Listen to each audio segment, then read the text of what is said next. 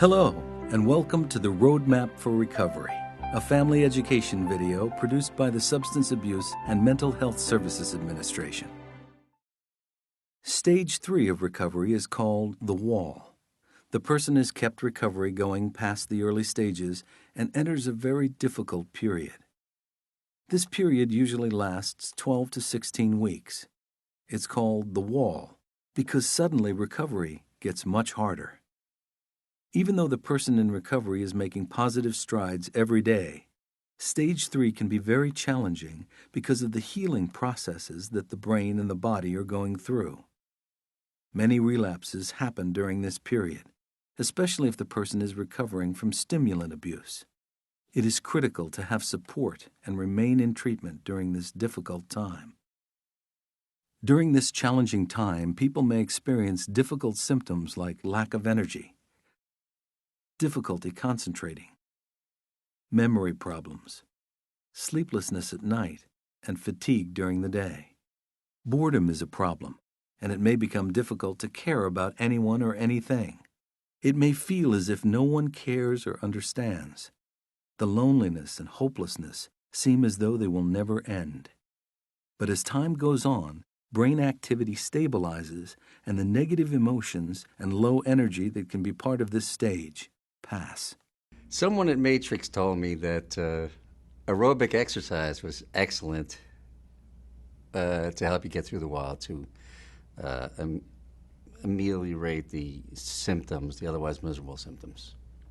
And so I did that, and that was very helpful. In the beginning, I wasn't doing it, and I was very jangly and unhappy. And then when I started working out a little bit more regularly, it was a big help, and that was something I got from Matrix, so that's terrific.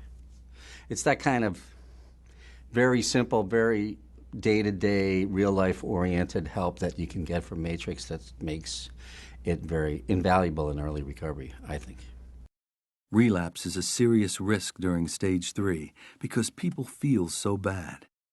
If these feelings take over, people might let go and abandon the positive changes that they've made. Here are some other relapse risks: inability to feel pleasure, conflicts with other people, no motivation, not taking care of yourself, or trouble sleeping. The wall is a very difficult stage to get through. It is good for people in this stage to remember that feeling this way is a sign that they are on track and that the brain is healing. Exercise helps relieve the wall symptoms.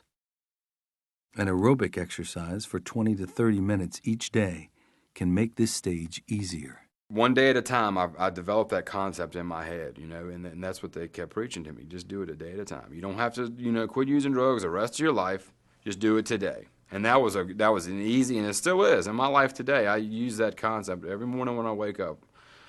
I pray and ask for, to give me the day, and it works. Not being rested or not having worked out. I work out as part of my program today, and when I don't work out, the stress of my day-to-day life will sneak in, and I not even recognize it until I remember the fact that, well, you haven't been to the gym in 3-4 days.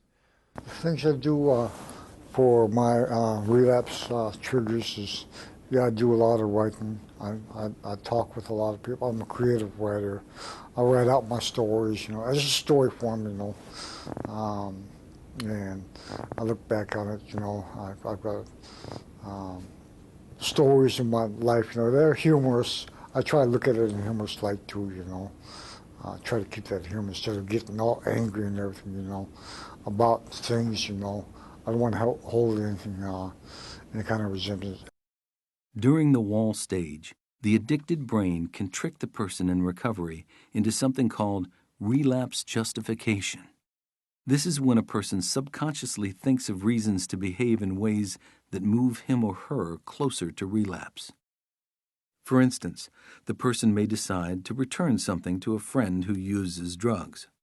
The Matrix model explains this is the addicted part of the brain trying to hijack the rational brain by putting the person in a situation where it is easy to use again. This can happen any time, but it tends to happen more during the wall stage. When people in recovery create a daily schedule and stick to it, they can reduce the chance of falling prey to a relapse justification. If I wasn't drinking, I, looking back, was lining up for the next drunk. I was gathering justifications. My children don't do what I tell them. My husband doesn't appreciate me. Whatever it was, I was building up to justifying my next drunk. I never drank socially. When I drank at all, especially if I was taking medication with it, I didn't know when I would stop or what I would do and not remember.